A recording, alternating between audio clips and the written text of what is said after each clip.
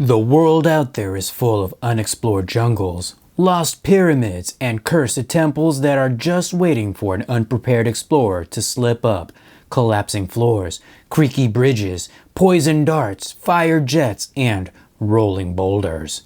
You can expect all that, and even more. But if I know you, and I've seen my fair share of people like you, a few obstacles and a handful of deadly traps won't be enough to stop you. So, get up now, on your feet, pack your bag, and grab your hat. Adventure is back! Outgunned Adventure is a pulp adventure game inspired by the classics of the genre, from Indiana Jones to The Mummy. In Outgunned Adventure, the players take on the role of brave adventurers in search of an invaluable treasure. Adventure is the first genre book in the Outgunned line, and you can play it either standalone or as an expansion to Outgunned. This is a review of Outgunned Adventure. Let's dive in.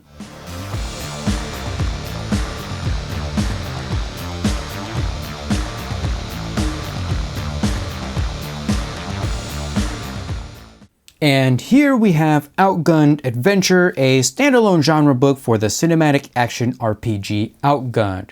This means you don't need the original Outgunned, but let's be honest, it's better to have more stuff, especially where this game is concerned. Because I've already done a review of Outgunned, I'm not going to bother doing an overview of the system in general. Much of the system is the same. Instead, I'm going to go into detail on what's different and how Adventure stands out from original Outgunned. For now, let's get started with new player options. Creating a character is the same in Adventure, but this time we have 11 new roles for players, and one of them is the special role. Special roles are your all-in-one role where instead of picking a trope, you get a total of 2 attribute points, 14 skill points, 6 additional skill points that you get to assign, and 3 feats from the list offered by the special role. The roles in Outgunned Adventure include the Daredevil, the Guardian, the Captain, the Hunter, the Heart, the Star, the Professor, the Technician, the Scoundrel, the Smuggler, and the special role for Adventure is the Fortune Seeker. In addition, we have 15 new tropes, such as Action Archaeologist, Adventuring Author, Born Rebel, Cold and Distant, Cowardly Lion, Detestable Bastard, Dreamer, Flying Steamroller, Gentle Giant, Indispensable Rogue, Parental Figure, Proper Gentleman or Lady, Reluctant Hero, Salty Dog, and Wild at Heart. In terms of feats, we do have some new ones, but there are some that are repeats from Outgunned, such as Gunslinger. What we do have is very thematic and plays well with the new mechanics of Adventure, such as Archaeology. Gain a free reroll for all rolls regarding archaeology, dead languages, or the history, culture, and legends of ancient civilizations. And we also have Favored Weapon. Choose a melee weapon, such as a saber, a whip, or a boomerang, and gain a free reroll when using, repairing, evaluating, or handling the chosen weapon. It's basically like Gunslinger, but with melee weapons instead. The new gear is thematically appropriate without trapping itself in a time period. One thing that I did forget to mention in my review of Outgunned is that each piece of gear and each gun has a feat of some sort. Usually for gear, it allows you to do something while others give you a bonus. For example, a lighter allows you to light a fire, but a tool bag grants you help, which is a +1 to repair objects or rides. Guns have something more akin to properties. For example, Accurate. This weapon is especially precise. You can spend 1 turn to take aim at a target. On your next turn, you gain +1 to your roll to hit that target. Or something like Silent. The weapon is very quiet. When shooting, you don't alert the enemy and don't reveal your position. Normally, a person is able to hold 3 weapons, with one of them being bulky. When you have more stuff to keep, you can put them in bags or a backpack. You can only put small items into a bag, and taking an item out in combat is a quick action. A backpack, however, can hold up to 3 additional weapons, one of which can be bulky. A full backpack can be considered a hindrance, so be careful. It takes a full action to pull something out of a backpack. During character creation, you can choose a bag, a backpack, or both. For the most part, we really don't have anything in the way of new mechanics, or at least things that were inherently obvious or reworks of something else, such as roles with multiple difficulties. These allow you to manage complex situations with a single role. It's the natural evolution of double difficulty. The conditions are primarily the same, but we have some extra conditions that are different from the books, such as relaxed, poisoned, stunned, frozen, and weak. To go along with the adventure theme of the game, we have temples and traps. It's about as what you would expect. A trap is triggered. Everyone makes a reaction roll to stave off the consequences. There are 3 different categories of traps. We have trigger traps, deterrent traps, and deadly traps. We also have some examples of each of the different traps. For classic trigger traps, we have wall of darts, a cleaver, a trapdoor, a mechanical statue, snakes, and shock. For classic deterrent traps, we have things like the blade tunnel, closing door, slipway, rotating bridge, scorpions, and revolving walls. And for the classic deadly traps, we have things like the flooded room, the rolling boulder, classic staple right there, the sea of fire, and the collapsing floor. To replace chases, we have runs. A run consists of several consecutive dangerous reaction rolls, usually between 3 and 5 turns. After the first turn, a character can either fall behind due to poor rolls or find an opportunity. An adventurer who fails to roll at least a basic success starts slowing down or stumbling and gets left behind by the others. Adventurers who fall behind suffer a hindrance on their next roll, and if none of the others come to their aid, they also look broken, physically or emotionally. If an adventurer slows down to help another one who is falling behind, both of them suffer a hindrance to their roll, but neither become broken. And then there's find an opening. An adventurer who manages to lose no grit at all is doing great, and their advantage even grants them a precious opportunity. Once everyone has rolled for their reaction turn, adventurers who found an opening can make an action roll of their choice, something that could possibly cause the run to end before expected, or grant a precious help to a friend in need, or make their next reaction turn easier. Once all adventurers who earned the right to an action roll have made their move, the run resumes as usual with a reaction turn. Just like with chases from Outgunned, the director can make special actions, but instead of having points to spend, these special actions are dependent on the turn in the run. So we have first turn special actions, second turn special actions, and third turn special actions. To replace timeouts, we have camps. You can only set up camp once per session, but doing so allows characters to regain all grit.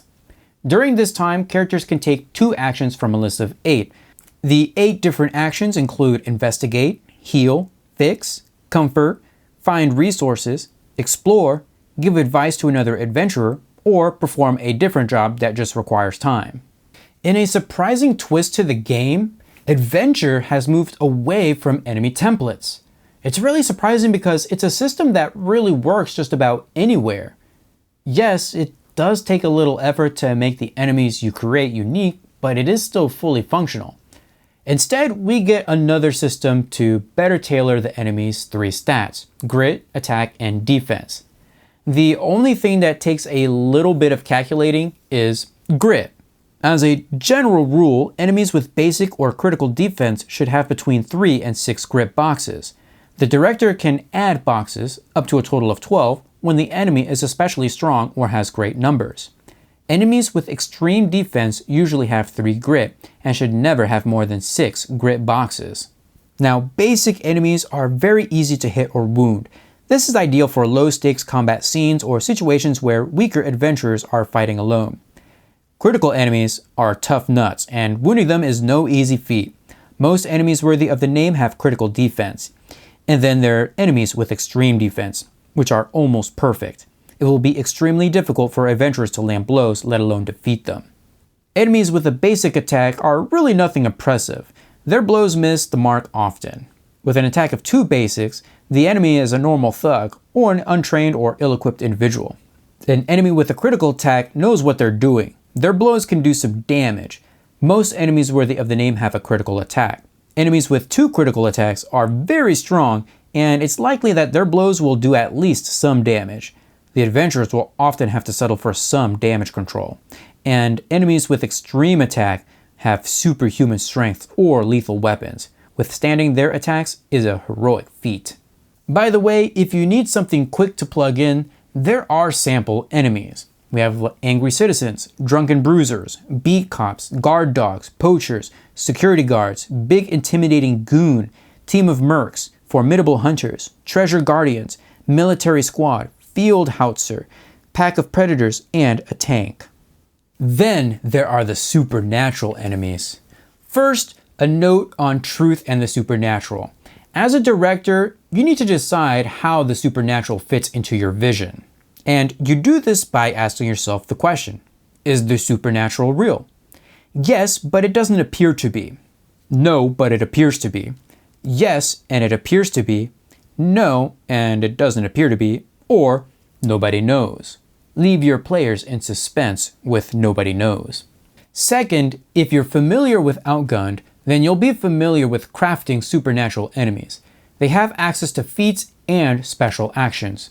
In addition, they have a list of special actions they can take during a run, and they have minions. These minions, by the way, share 1 feat with the supernatural enemy. And we also have some sample supernatural enemies, like the Pharaoh's Mummy, the Abominable Yeti, the Mighty Warlock, and the Nagini. The goal of the adventurers is to find and secure the treasure. Easy enough, right? If they follow all the clues, then they should find a key, the thing that allows them to obtain the treasure. There are 3 ways to incite the adventure: the expedition, the MacGuffin, or the accident. Aside from beginning the adventure, there are 2 more noteworthy points: the point of no return and the moment of truth. The point of no return is a special shot that leaves the adventurers either physically or metaphorically with no way back, and gives them the determination to give their all for the treasure. The moment of truth, though, is the final shot that marks the end of a cinematic campaign, and it can usually be played out in 1 or 2 sessions depending on how complex it is. During the moment of truth, the adventurers will have to make difficult choices and learn what is truly important in their eyes. In this shot, the treasure finally reveals its true nature, whatever it may be, and almost all secrets are revealed. It should be worth mentioning that it's assumed that the characters will have to make some very tough choices regarding the treasure itself, as in, they will have to do the right thing and give up their claim to it in order to save the world, or something like that. And we do have some sample treasures, like the Templar treasure, the Chintamani stone, the Water of Life, and the Book of Anubis. And last but not least, we have Frozen Legacy. Spoiler warning! If you plan on playing through this simple shot, turn back now or the ghost of Eric the Red will freeze the blood in your body solid. You have been warned. Like with Race Against Time and Outgunned, Frozen Legacy is the opening shot for a wider campaign.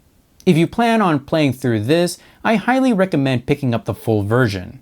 The shot begins as the adventurers climb an imposing wall of ice. Their effort is repaid when they finally reach the top and find a mausoleum that appears to be the tomb of Eric the Red. Of course, you're going to be making some rolls to climb this mountain, and if one person fails, then that could really drag the rest of the party down, so you got to watch out for each other. But if they should succeed, they make it to the tomb on the summit. The fake Christian tomb of Eric the Red turns out to be a cunning trap. The adventurers need to avoid it or deal with it in order to find a secret passage through the water.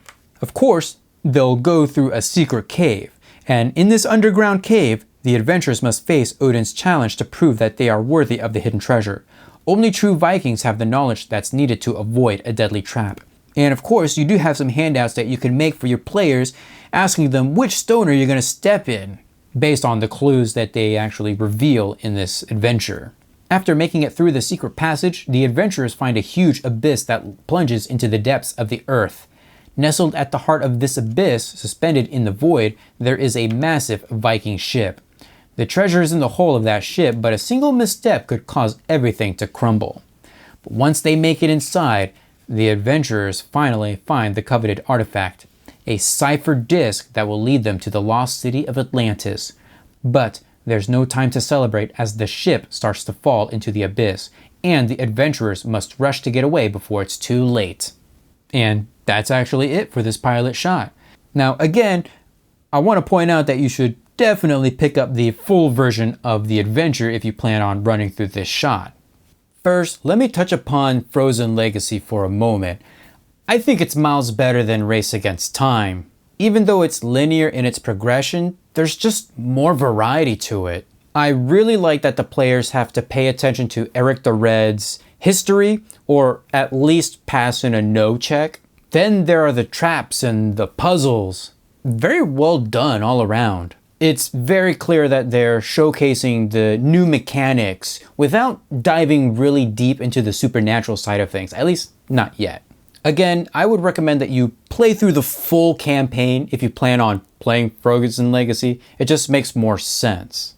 That is, if you can get past its linear progression. Speaking of new mechanics, they are very much in theme with the adventure genre. A lot of the new additions are just reworks of some of the mechanics that we've had before in Outgunned, such as camps and runs, but they are different enough to benefit from it. The switch away from enemy templates is a little bit baffling for me.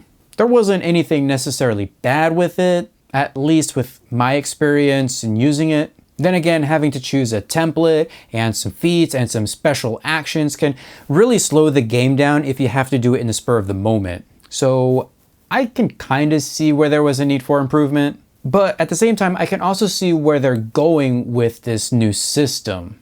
And from a thematic perspective, it just makes sense. Those normal enemies, they definitely should not be the big bad guy in the campaign. So they shouldn't have access to feats or special actions. Those should be reserved for the big bad guys. That's going to be your supernatural enemies or your rivals. If you have both books, then I would definitely try messing around with combining the two together. For example, your regular mooks can be like the samples that you see in the adventure book. But if you want something a little stronger, then I would use the bad guys or the bosses in Outgunned. And I would follow those rules, pick a feat and some special actions and do it that way. That's going to mean that you're going to have to prepare a little bit ahead of time unless you don't mind slowing the game down while you do the work. And let's be honest, supernatural enemies and rivals follow the rules for bosses anyway. It's just that you should have set that up way in advance. Other than that, Adventure is just outgunned with a fresh coat of paint, and that's not necessarily a bad thing. The presentation and the layout is just spot on, and Daniela Giubilini's artwork is still phenomenal. I got the posters hanging up right there. Again, Outgunned and Adventure are for people who want something on the shorter side of a campaign with a system that's very easy to run through and teach. This time, however, I would actually recommend Outgunned Adventure over Everyday Heroes because it's different enough to give it an edge. And yes, I recognize that the appeal of Everyday Heroes is that it takes the 5E system and it makes it modern, and thus theoretically you could use like all the monsters in the Monsters Manual and things like that in your Everyday Heroes campaign. But I also feel like that would kind of slow down the game tremendously. You know, you're gonna have to think about abilities and things like that. Adventure is quick and easy, and it definitely scratches that itch if you want something that's shorter and quick to play, but also fun and set in the modern times. Well, that's gonna do it for this video. Feel free to leave a comment down below. Give this video a huge thumbs up to support this series, and I will see you guys in the next video.